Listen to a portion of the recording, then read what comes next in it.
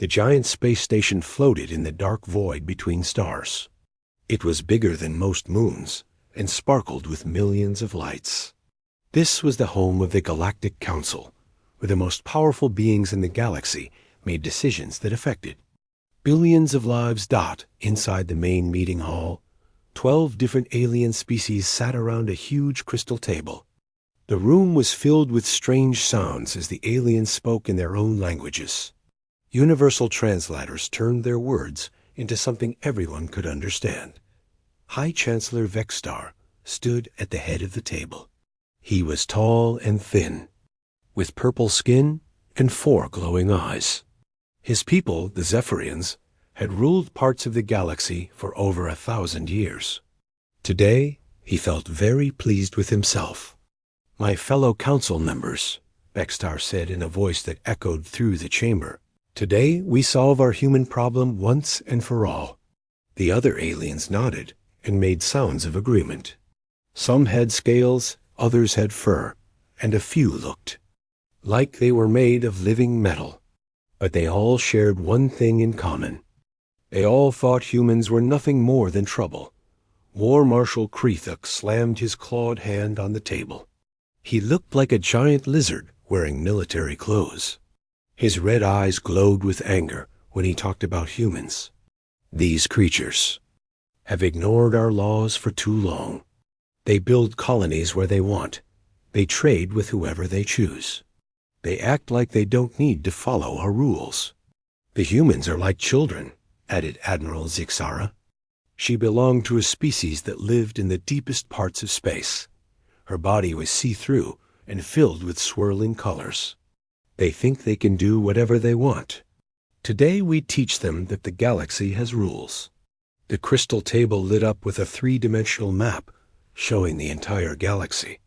Thousands of stars twinkled in the display, connected by lines showing trade routes and communication networks. Most of the galaxy was colored blue, showing areas under the Council's control. But there were small red dots scattered throughout. The map. These were human colonies. "Look at this," Vexstar pointed to the red dots. "Humans have spread to over 300 worlds. They refuse to pay taxes to the Council. They won't follow our trading laws. They even help other species who rebel against us." A small alien with gray skin and big black eyes spoke up. His name was Counselor Nixtel, and his people were known for being very smart. "The humans have been contacted 47 times in the past 20 years. Each time, they politely refuse to join the galactic government. They say they want to stay independent." "Independent?" Krethuk spat. "No species can be independent in our galaxy. We have kept peace for 5,000 years because everyone follows the same rules. The humans think they are special." The War Marshal pressed a button on his chair, and the display changed. Now it showed the human fleet approaching their position. 300 human ships moved in neat formations through space. They looked tiny compared to the massive alien vessels waiting for them. 300 ships, Krethuk laughed. "We have 40,000 vessels in our combined fleet. The humans are either very brave or very stupid." "I think they are stupid," said General Mordak. He was covered in thick armor and had tentacles instead of arms. "Our intelligence reports show that human technology is hundreds of years behind ours. Their ships are made of metal and use chemical rockets. We have energy shields and quantum engines." The aliens around the table made sounds that might have been laughter. The idea that humans could challenge them seemed like a joke. Vexstar activated another display. This one showed detailed scans of the human ships. "Look at their weapons. They use kinetic projectiles and nuclear explosives. Our shields can stop anything they can throw at us. Our armor is made from materials they have never seen." "How long do you think the battle will last?" asked Admiral Zixara. 10 minutes, Krethuk said without hesitation. "Maybe 15 if they run away, and we have to chase them." "We should make sure everyone in the galaxy watches this," suggested Counselor Nixtel. When other species see what happens to those who defy the council, they will think twice before causing trouble. Vexstar's 4 eyes gleamed with excitement. Excellent idea. Begin broadcasting to all inhabited systems. Let every planet, every space station, every ship in the galaxy witness what happens to rebels. The aliens spent the next hour making final preparations. They positioned their ships in a formation that had won battles for thousands of years. The biggest ships formed a wall in the front, with smaller vessels filling the gaps. Behind them, carriers prepared to launch swarms of fighter ships. The humans will try to break through our main line, predicted General Mordock. It is the only strategy that makes sense with their small numbers. When they get close, we will destroy them all at once. What about their home planet? Asked a council member. Earth has over 8 billion humans. We will deal with Earth after we destroy their fleet, Vexstar replied. Without ships to protect them, they will have no choice but to surrender. We will decide later if they can be trusted to live under our rule. The countdown began. In less than an hour, the human fleet would be within weapons range. The aliens felt confident and relaxed. They had fought many battles and won them all. This would be just another easy victory. Begin final system checks, ordered Kreethuk. I want every weapon ready to fire the moment they come within range. The alien fleet hummed with power as thousands of ships prepared for battle. Energy shields glowed around each vessel. Weapon systems charged with enough power to destroy entire planets. The aliens had built these ships to fight any enemy in the galaxy, but none of them had fought humans before Dot, as the display showed the human fleet getting closer. The aliens felt a mix of excitement and boredom. This would be over so quickly that some of them worried it would not be very interesting to watch. Signal all ships, Vexstar commanded. The moment the humans enter our kill zone, we fire everything we have. Let this be a demonstration that the galaxy will never forget. The alien council settled back to watch what they thought would be the shortest battle in galactic history. They had no idea that in just a few minutes, everything they believed about power and technology would be proven wrong. The humans were coming, and the galaxy was about to change forever. Captain Jake Morrison stood on the bridge of his ship, the UES Defiance. Through the large window in front of him, he could see the enemy fleet waiting in the distance. 40,000 alien ships formed a wall of metal and energy that stretched across space like a deadly mountain range. Jake was 52 years old and had been fighting in space for most of his adult life. His brown hair was turning gray at the sides, and his face showed the lines that came from making hard decisions. Today would be the hardest decision of all. Captain, said Lieutenant Commander Lisa Barnes from her station, we're getting final reports from all our ships. Everyone is ready for the operation. Jake nodded and looked around his bridge. 25 men and women worked at their stations, their faces calm and focused. They knew the odds they faced. They knew that most people would call this mission impossible, but they also knew something the aliens did not. Open a channel to the entire fleet, Jake ordered. Lisa's fingers moved across her control panel. Channel open, sir. All 300 ships are listening. Jake took a deep breath. In a few minutes, he would give the order that would either save humanity or destroy it completely. This is Admiral Morrison to all fleet units. In 20 minutes, we will engage the largest military force ever assembled in this galaxy. He paused and looked at the faces of his crew. They were young and old, men and women from dozens of different human worlds. Some had families waiting at home. Others had lost everything to alien attacks. All of them had volunteered for this mission. The aliens think they know everything about us, Jake continued. They think we are primitive and weak. They believe our technology is hundreds of years behind theirs. In some ways, they are right. We cannot match their shields or their weapons. We cannot build ships as big as theirs. On the bridge of the U.S. Retribution, Commander Kate Sullivan listened to the Admiral's speech while checking her own preparations. Kate was 38 years old and had grown up on a frontier colony. She had seen what happened when aliens decided to take human worlds by force. But the aliens have made one mistake. Jake's voice continued over the communication system.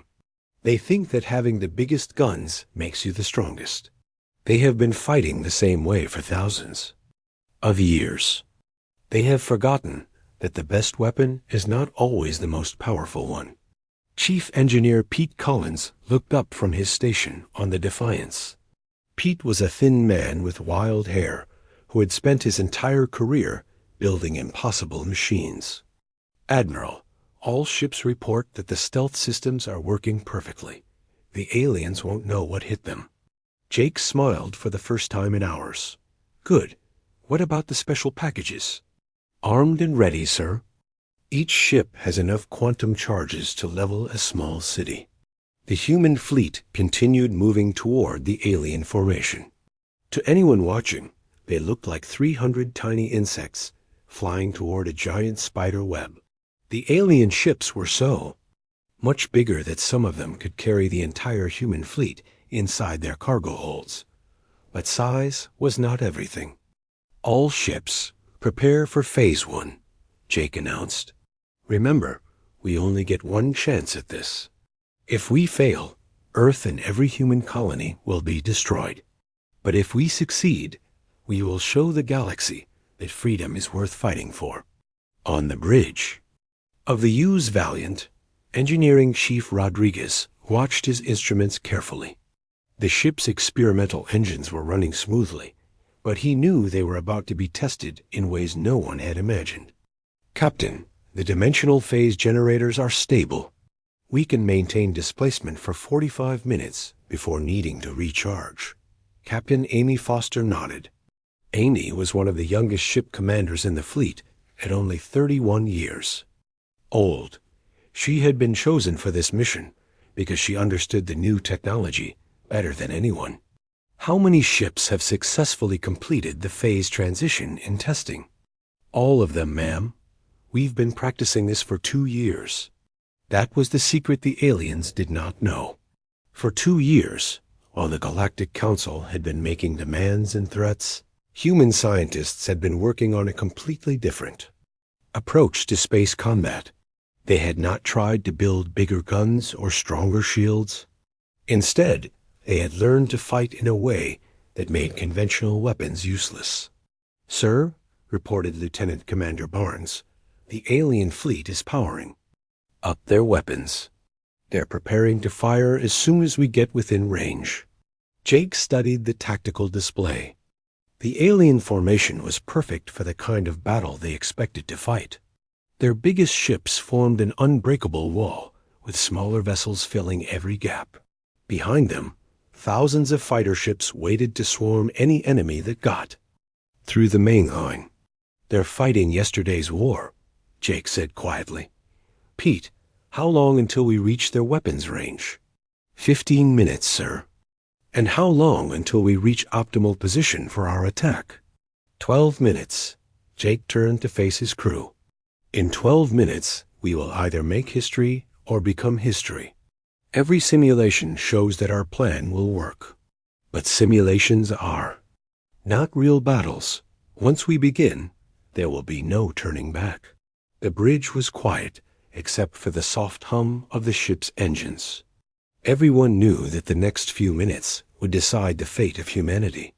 If they failed, the aliens would destroy Earth and every human colony. If they succeeded, they would prove that even the mightiest empire could be defeated by people who were willing to think differently. Admiral, said Commander Sullivan over the communication system, the second attack wing is in position. We're ready to execute the flanking maneuver. Acknowledged, Kate. Remember, speed and surprise are everything. The moment we phase in, we hit them with everything we have. The alien fleet grew larger in the windows as the human ships approached. The enemy vessels were so massive that they blocked out the stars. Energy fields glowed around them like deadly aurora. Weapon ports opened like the mouths of hungry monsters. 10 minutes to weapons range, reported the navigation officer. Jake took one last look at the tactical display. 300 human ships against 40,000 alien vessels. The odds were impossible, but humans had always specialized in doing impossible things. All ships, this is Admiral Morrison. Begin final approach. Remember, we are not just fighting for our lives today. We are fighting for the right of every species in the galaxy to choose their own path. The aliens believe that might makes right. Let's show them that intelligence beats strength every time. The human fleet moved steadily toward the alien formation. To the watching galaxy, it looked like a hopeless charge. 300 small ships flying straight into the guns of an empire that had conquered half the known universe. The aliens were confident. They had every reason to be. Their ships were bigger, their weapons more powerful, their technology more advanced. They had fought hundreds of battles and won them all, but they had never fought humans before. 5 minutes to weapons range, announced the navigation officer. Jake gripped the rail in front of him. All ships, prepare for Operation Wildfire. On my signal, we show the galaxy what happens when you underestimate the human spirit. The countdown began. In 5 minutes, the battle would start. The aliens expected it to be over in 10 minutes. They had no idea that in less than an hour, their entire fleet would be nothing but floating debris. The age of human warfare was about to begin. The alien fleet waited in perfect formation as the human ships approached. High Chancellor Vextar stood on the command deck of his flagship, the Eternal Dominion. The massive ship was over 10 kilometers long and carried enough firepower to destroy entire solar systems. Distance to human fleet? Vextar asked his weapons officer. 60,000 kilometers in closing, sir. They will be within optimal firing range in 3 minutes. Good. Signal all ships to prepare for concentrated fire. I want every weapon aimed at the human formation. When they reach 50,000 kilometers, we destroy them all at once. War Marshal Krethuk watched from his own command ship. His vessel was designed for pure destruction, with massive guns covering every surface. The humans are not even trying to avoid us, he said with amusement. They are flying straight into our guns like they want to die. Across the galaxy, billions of beings watched the live broadcast. On countless worlds, in space stations and mining colonies, people gathered around screens to watch what everyone believed would be the shortest battle in galactic history. The human fleet has maintained course, reported Admiral Zixara. No evasive maneuvers, no attempt to spread out their formation. They are either incredibly brave or incredibly stupid. I vote for stupid, Krethuk replied. The human ships continued their steady approach. They were arranged in a tight formation that would make them easy targets for the alien weapons. To every military expert watching, it looked like the humans were committing suicide. 55,000 kilometers, announced the weapons officer. Prepare to fire, Vextar ordered. All ships target the center of their formation. We will destroy their command ship first and watch the rest of them panic. The alien fleet hummed with power as thousands of weapons charged up. Plasma cannons capable of melting entire mountains began to glow. Quantum torpedoes that could tear holes in reality itself were loaded into firing tubes. Energy beams that could cut through the thickest armor were focused on the approaching human fleet. 50,000 kilometers, reported the weapons officer. All weapons locked on target. Fire, Vextar commanded. The alien fleet erupted in a display of destruction that lit up the entire sector. Thousands of energy beams lanced through space toward the human formation. Plasma bolts the size of city blocks streaked toward their targets. Quantum torpedoes bent space and time as they raced to destroy the human ships. The galaxy watched in. Fascination, as the most powerful weapons ever built, reached toward the human fleet. The energy discharge was so intense that it could be seen from light years away. Then something impossible happened. The weapons passed through empty space. What? Vextar stared at his displays in confusion. Where did they go? The sensors showed nothing. The human fleet had simply vanished. 300 ships had disappeared as if they had never existed. The alien weapons continued through empty space and faded into the distance. This is impossible. War Marshal Krethuk snarled. No species has invisibility technology. Our sensors can detect anything that exists in normal space.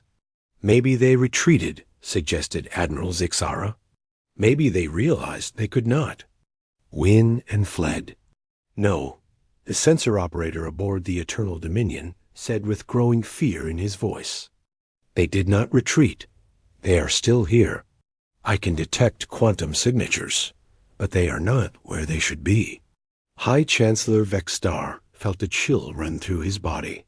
In 5,000 years of galactic warfare, nothing like this had ever happened. Ships did not just disappear. Energy did not just pass through solid objects. Impossible, he whispered. Our intelligence reports showed that humans have primitive technology. They use chemical rockets and metal armor. They cannot have developed anything we do not understand. But even as he spoke, the truth was becoming clear. The humans had not tried to match alien technology. They had developed something completely different. Something that made traditional weapons useless. While the aliens had spent centuries perfecting their existing technology, humans had been working on a completely new approach to warfare. They had learned to fight in dimensions that the aliens did not even know existed. Sir, the sensor operator's voice was shaking now. I am detecting massive energy signatures. They are appearing behind our formation. Vextar spun around to look at the rear tactical display. His four eyes widened in horror as he saw what was happening. The human fleet was materializing inside. The alien formation, not approaching from the front, but appearing directly among the alien ships. How is this possible? He demanded. The answer came from Admiral Morrison's voice, broadcast on all frequencies so that every being in the galaxy could hear it.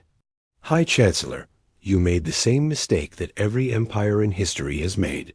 You thought that having the biggest weapons made you the strongest.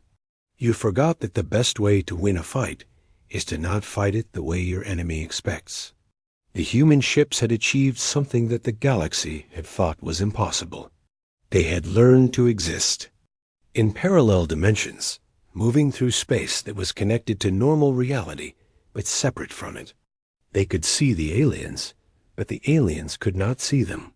You see, we humans have a saying, Morrison continued. If you cannot go through something, you go around it. If you cannot go around it, you go over it. If you cannot go over it, you find a completely different way. The human fleet finished materializing inside the alien formation. 300 ships now floated among 40,000 enemy vessels. But the aliens could not fire their weapons without hitting their own ships. The problem with your formation, Morrison explained, is that it assumes your enemy will attack from the front. You built a wall to stop a conventional assault. But we decided not to assault your wall. We decided to appear behind it. War Marshal. Krethuk watched in growing panic as human ships appeared next to his own vessel. All ships' emergency maneuvers. Get clear of the human fleet so we can engage them. But 40,000 ships could not move quickly. They had been arranged for maximum firepower, not for rapid maneuvering. The human fleet was now in the perfect position to attack. Fire all weapons, Vextar screamed. Destroy them before they can attack. Some alien ships tried to fire, but their weapons were designed for long-range combat.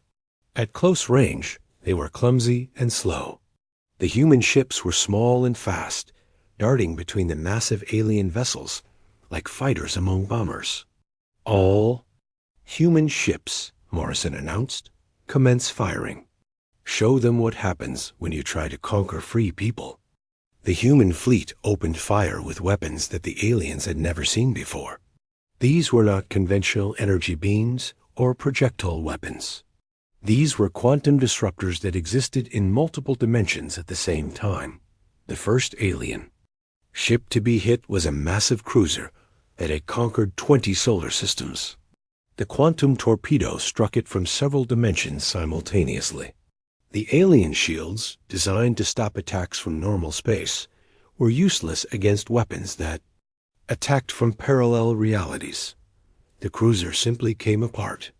Its hull separated into individual atoms as the quantum disruptor unraveled the bonds that held it together. In seconds, a ship that had seemed indestructible was nothing but a cloud of glowing particles. "Impossible," Maxstar breathed. "No weapon can do that." "Actually," Morrison replied, "it is quite possible. You just never thought of it. While you were building bigger guns, we were learning to fight in ways you never imagined." The human attack continued. Ship after ship in the alien fleet was destroyed by weapons that attacked from dimensions the aliens did not know existed. The mighty fleet that had conquered half the galaxy was being taken apart by 300 small ships that should have been helpless. Across the galaxy, the watching civilizations gasped in amazement. The humans, who everyone had expected to be destroyed in minutes, were winning. Not just winning, but dominating the battle in ways that seemed impossible. "This changes everything," whispered beings on 1,000 worlds. "If the humans can defeat the galactic fleet, maybe we can be free too." The age of alien domination was ending. The age of human innovation had begun. The alien fleet was in complete chaos. Ships that had ruled the galaxy for thousands of years were being destroyed by weapons they could not understand. The humans had turned the greatest military advantage in galactic history into a trap. "Damage. Report," High Chancellor Vextar demanded as his flagship shook from nearby explosions. "Shields down to 30%, reported his tactical officer. "Hull breaches on decks 7 through 12. We have lost main power to the quantum chambers." The Eternal Dominion, flagship of the galactic fleet, was being torn apart by quantum torpedoes that struck from multiple dimensions at once. The alien shields that had never failed in battle were useless against weapons that existed in parallel realities. Captain Jake Morrison watched the battle from the bridge of the UES Defiance. His ship darted between massive alien vessels, firing quantum disruptors that unmade enemy ships at the molecular level. "All ships continue firing pattern beta. Target their command vessels first." The human fleet moved through the alien formation like a pack of wolves among sheep. They were vastly outnumbered, but their dimensional phase technology made them nearly impossible to hit. They could appear, fire, and disappear before the aliens could respond.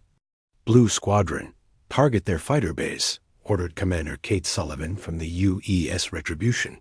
"Do not let them launch their interceptors." Kate's ship led the second wave of the attack. Her target was a massive carrier that held over 1,000 alien fighter ships. If those fighters launched, they could overwhelm the human fleet through sheer numbers. "Quantum torpedoes loaded and ready," reported her weapons officer. "Fire." The torpedoes struck the carrier from several dimensions simultaneously. The alien armor, designed to stop conventional weapons, could not protect against attacks that came from parallel realities. The carrier's fighter bays exploded in brilliant flashes of light as the quantum weapons tore through bulkheads and support structures. War Marshal Kreethuk watched in horror as his fleet was systematically destroyed. "How are they doing this?" he demanded. "Our technology is superior in every way." "Superior for fighting yesterday's wars," Admiral Morrison's voice replied over the communication system. You have been fighting the same way for so long that you forgot warfare evolves. While you perfected your old weapons, we learned to fight in completely new ways. The human fleet continued its relentless assault. The U.S. Valiant, commanded by Captain Amy Foster, targeted the alien supply ships. These massive vessels carried ammunition and fuel for the entire fleet. When they exploded, they took dozens of nearby ships with them. Engineering, how are our phase generators holding up? Amy asked. Working perfectly, Captain, replied Chief Rodriguez. We can maintain dimensional displacement for another 30 minutes before needing to recharge. They would not need that. Long, the alien fleet was falling apart faster than anyone had imagined possible.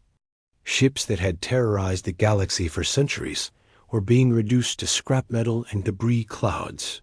All ships, focus fire on the command vessels, Morrison ordered.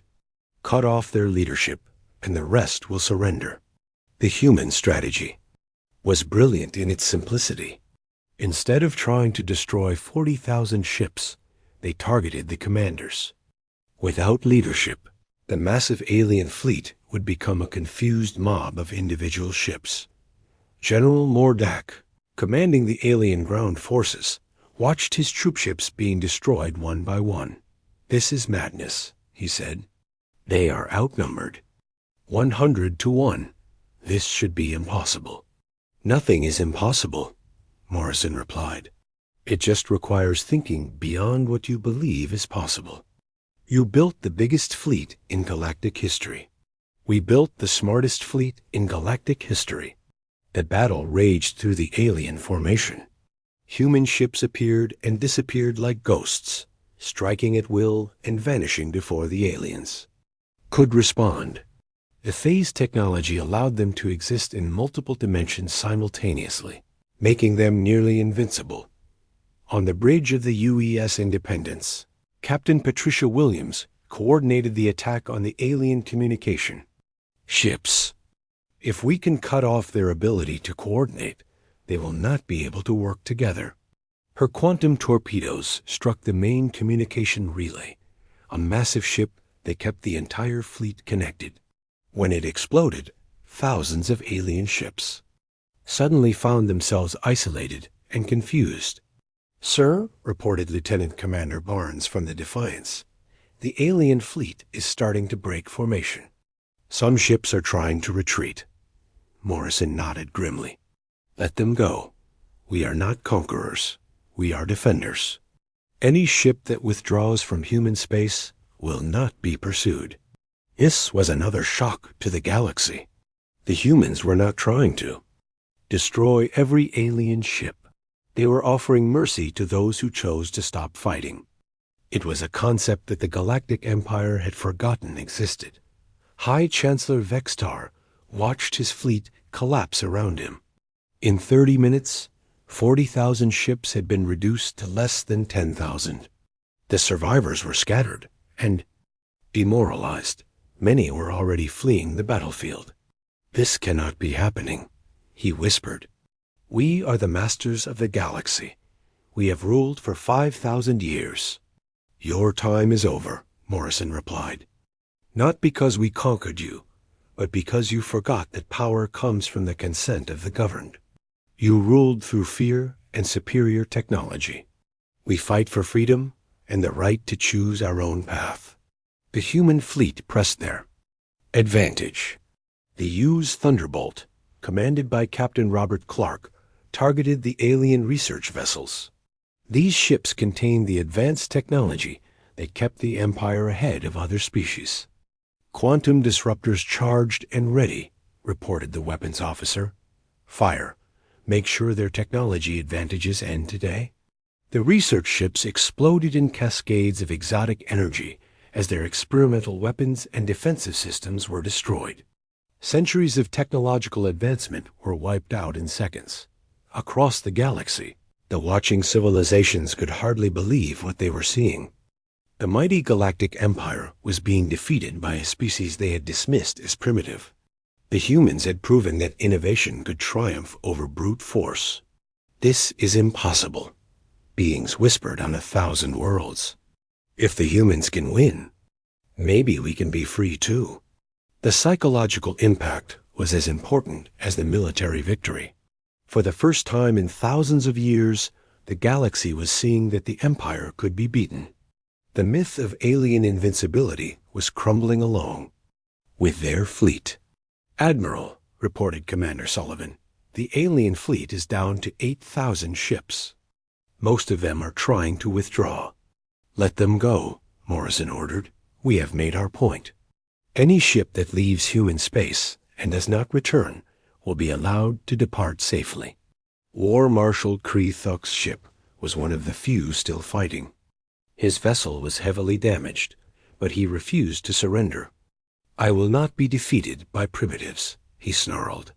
"You already have been," Morrison replied. "The question now is whether you want to live to see tomorrow or die for an empire that can no longer protect you." The final phase of the battle began. The remaining alien ships formed a desperate defensive circle around their command vessels. They knew they could not win, but they were determined to fight to the end. "All ships, prepare for final assault," Morrison announced. "Let us finish this quickly and with minimal loss of life." The human fleet moved in for the kill. Their quantum weapons struck the alien defensive line from multiple dimensions simultaneously. Ships that had conquered star systems were destroyed. In seconds by weapons that attacked from parallel realities. In 37 minutes, the battle was over. The mighty galactic fleet lay in ruins, their survivors fleeing in whatever ships could still function. The human fleet, having lost only 12 vessels, held the field of battle. The galaxy had witnessed the impossible. 300 human ships had defeated 40,000 alien vessels. The age of galactic empire was ending. The age of human influence had begun. The silence that followed the battle was deafening. Where moments before there had been the thunder of weapons and the screams of dying ships, now there was only the quiet drift of debris through space. The mighty galactic fleet, 40,000 ships strong, had been reduced to scattered wreckage and fleeing survivors. Admiral Jake Morrison stood on the bridge of the UEC Defiance, watching the aftermath of the most important battle in galactic history. Around him, his crew worked quietly at their stations, still hardly believing what they had accomplished. "Damage report," Jake requested. 12 ships lost, sir," reported Lieutenant Commander Lisa Barnes. 43 ships with minor damage. The rest of the fleet is intact and operational." Jake nodded slowly. 12 ships lost against 40,000. In any other battle in galactic history, those would have been considered impossible odds. Today, they had been proven achievable. "Signal all ships," Jake ordered. "Begin search and rescue operations. Any alien survivors are to be treated according to the rules of war." This was another shock to the galaxy. The humans were not executing their prisoners or leaving them to die in space.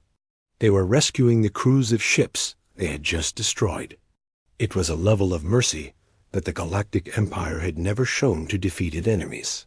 High Chancellor Vexstar sat in the ruins of his command center aboard the Eternal Dominion. His flagship was crippled and drifting, its hull torn open by weapons that had struck from multiple dimensions. Half his crew was dead, and the rest were in shock. "Sir," his communications officer said in a shaky voice, "we are receiving a transmission from the human fleet." "Put it through," Vexstar said wearily. Admiral Morrison appeared on the damaged view screen. He looked calm and professional, not like someone who had just won the most important battle in galactic history. "High Chancellor, I believe we need to discuss terms."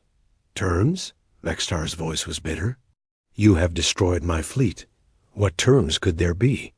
"The terms of peace," Morrison replied. "We did not fight this battle to conquer your empire. We fought it to secure our freedom and the freedom of any species that chooses independence." Vexstar stared at the human admiral. "You could destroy every alien world, You have the power now. Why do you speak of peace? Because that is not who we are, Morrison said simply. We fight for the right to choose our own path. We cannot take that choice away from others without becoming the very thing we fought against. Across the galaxy, billions of beings watched this exchange. The humans had won a complete victory, but instead of demanding surrender, they were offering peace. It was a concept that many species had forgotten existed. The galactic hegemony will cease all aggressive actions against human colonies, Morrison continued. Independent species will be given the choice to determine their own governments. The age of forced submission is over. Captain Amy Foster, still commanding the Hughes Valiant, listened to the Admiral's words while coordinating the rescue of alien survivors. Her ship had pulled dozens of beings from damaged vessels, treating their injuries and providing them with food and medical care. Sir, she said over the communication system, we have War Marshal Kree Thuk in our medical bay. He is injured, but stable. What are your orders? Treat his injuries and make him comfortable, Morrison replied. He is no longer our enemy. He is a prisoner of war, entitled to all the protections that status provides. This was perhaps the most shocking aspect of the human victory. They were not seeking revenge against the aliens who had threatened to destroy Earth. They were showing compassion to defeated enemies. Commander Kate Sullivan, aboard the UES Retribution, watched as her crew shared their food supplies with rescued alien pilots.